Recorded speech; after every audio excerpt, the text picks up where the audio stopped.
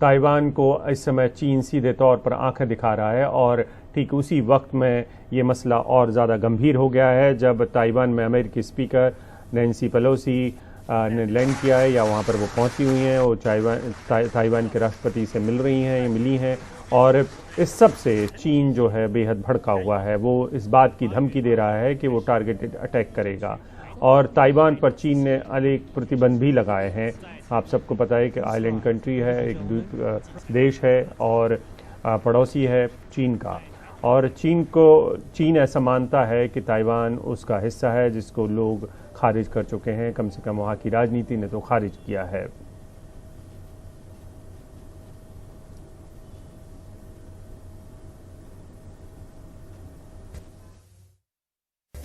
Years ago, with the Taiwan Relations Act, America made a bedrock promise to always stand with Taiwan. And on this strong foundation, we have built a thriving partnership, grounded in our shared values of self-government and self-determination, focused on our mutual security interests in the region and across the world, committed to the economic ties that power prosperity for all of our people. Today, our delegation, of which I'm very proud, came to Taiwan to make unequivocally clear we were proud of our enduring friendship. And may I mention, they're all co-chairs of this delegation. Taiwan has been an island of resilience in the world. Indeed, the people of Taiwan have proven to the world that with hope, courage, and determination, it is possible to build a peaceful and prosperous future, even in terms of the challenges you face. And now, more than ever, America's solidarity with Taiwan is crucial, and that is the message we are bringing here today. और हमारे साथ हमारे senior editor foreign affairs Uma Shankar Singh जुड़ रहे हैं। उमा, युद्ध उन्माद के बहुत सारे लोग होते हैं जो सोशल मीडिया से लेकर तमाम चीज़ों पर उसको उस तरीके से देखते हैं, लेकिन आप हमें समझाएं कि कितनी जायज़ मांग है ताइवान की और चीन कहाँ तक जा सकता है अपनी ताकत दिखाने में। और हम अपने दर्शकों को सिलसिलेवार ढंग से समझा देते हैं कि आखिरकार कल से खासतौर पे अब तक क्या हुआ है।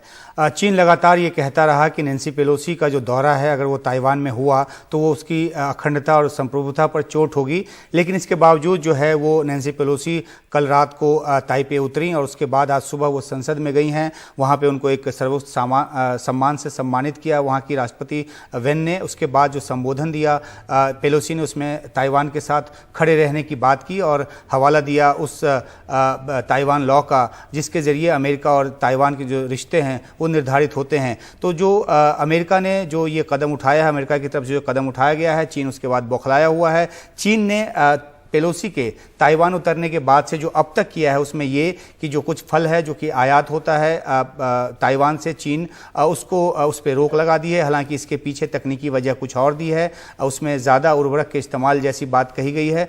दूसरी बात ये है कि जो वेस्टर्न कमांड जो थिएटर है उसकी तरफ से ताइवान पे चौतरफा हमले की जो धमकी है वो दी गई। कुछ फायर ड्रिल्स किए जाने की भी, लाइव फायर ड्रिल्स किए जाने की भी जानकारी ताइवान जो स्ट्रेट है उससे सामने आ रही है। तो चीन अपनी तरफ से पूरी तरह से बाहें चढ़ाए हुआ है और चीन के विदेश मंत्रालय की तरफ से भी एक बयान आया है जिसमें ये कहा गया है कि ऐसा करके अमेरिका ने काफ़ी गलत किया है और जो जिसकी रजामंदी उसने वन चाइना पॉलिसी के तौर पर दी थी, ये उसका उल्लंघन है।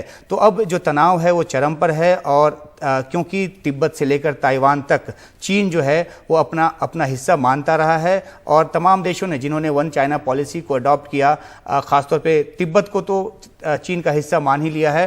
ताइवान को लेकर क्योंकि वहाँ पर एक सरकार जो कि आत्मनिर्भर सरकार है, वहाँ की जनता उसको चुनती है, वहाँ पे एक डेमोक्रेटिक सिस्टम है और उसके ऊपर चीन लगातार दबाव डालता रहा है। आपको याद होगा अभिषेक की कई बार इस तरह की खबरें आती हैं कि किस तरह से चीनी लड़ाकू विमान जो है वो ताइवान के वायु क्षेत्र में घुसते हैं। और कल रात को भी ऐसी जानकारी आई कि तकरीबन 20 से 21 जो लड़ाकू विमान हैं वो ताइवान के इलाके में गए। हालांकि किसी तरह से कोई हमला नहीं किया गया, लेकिन जो वायु सीमा का उल्लंघन जो है वो तो किया ही गया। तो ये जो एक माइंड गेम है वो चीन और ताइवान के बीच चलता रहता है। लेकिन इस दौरे के बाद चीन काफ़ी बौखलाया हुआ है। नज़र इस बात पे लगी हुई है कि किस तरह के सामरिक या सैन्य जो ऑपरेशन है वो करता है, और उसके मुकाबले अमेरिका जिसने कि एक संकल्प लिया हुआ है ताइवान की सुरक्षा का, वो किस तरह से रिटेलिएशन करता है, और क्या ये किसी युद्ध की स्थिति लेता है या डिप्लोमेटिक तरीके से बात को ख़त्म की जाती है। क्योंकि सीन में जो ऑस्ट्रेलिया जैसे देश हैं वो भी आ गए हैं। वहाँ के विदेश मंत्री ने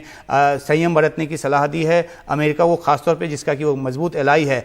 तो जो तनाव है वो चरम पर है। कभी भी कुछ भी हो सकता है। निर्भर करता है कि चीन क्या कोई सैन्य रास्ता अपनाता है और उसके बाद अमेरिका किस तरीके से उसका जवाब देता है, या फिर जैसा कि मैंने कहा कि कोई डिप्लोमेटिक तरीके से इस बात को सुलझाने की कोशिश होती है। क्योंकि अब तो पेलोसी वहाँ पे उतर चुकी है, उनका जो कार्यक्रम था वो कर चुकी हैं, और इसको चीन जो है काफ़ी उसने आपत्तिजनक माना है। तो अब दारोमदार चीन पे है कि वो किस तरह से आगे बढ़ता है।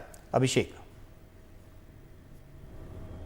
बिल्कुल। बस मुझे ये भी बताएं कि ताइवान की सुरक्षा के लिए अमेरिकी नौसैनिक बेड़ा किस तरीके से तैनात है, और वो किस तरीके से चीन का मुकाबला कर सकता है या ताइवान को सुरक्षा दे सकता है।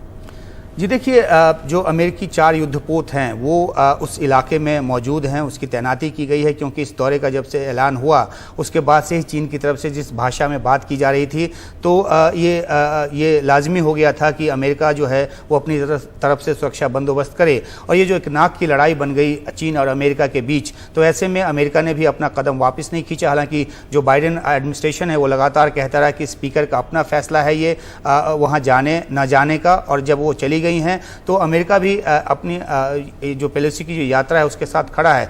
जहां तक चीनी हमले की बात है, तो चीन अगर हमला करता है, प्रॉक्सिमिटी काफ़ी नज़दीक है, ताइवान को काफ़ी नुकसान पहुंचा सकता है। लेकिन जो सामरिक जो मौजूदगी अमेरिका की है ताइवान के आसपास, और ख़ास तौर पे जिस तरह से सामरिक तौर पे मदद देता रहा है लंबे समय से अमेरिका ताइवान को, तो ऐसे में एक जो अमेरिका है वो कहीं से कमज़ोर नहीं पड़ना चाहेगा। और जब भी चीन की तरफ से कोई उकसावे की कार्रवाई हुई है तो अमेरिका की तरफ से भी कड़ा बयान आया है। लेकिन जब तनाव इस सीमा तक पहुंच गया है कि कभी भी कुछ हो सकता है, तो अमेरिका ने भी अपनी तरफ से पूरी तैयारी कर रखी है। अगर सैन्य रास्ता चीन अपनाता है तो ये एक बड़े युद्ध में तब्दील हो सकता है, इस बात की पूरी आशंका जताई जा रही है।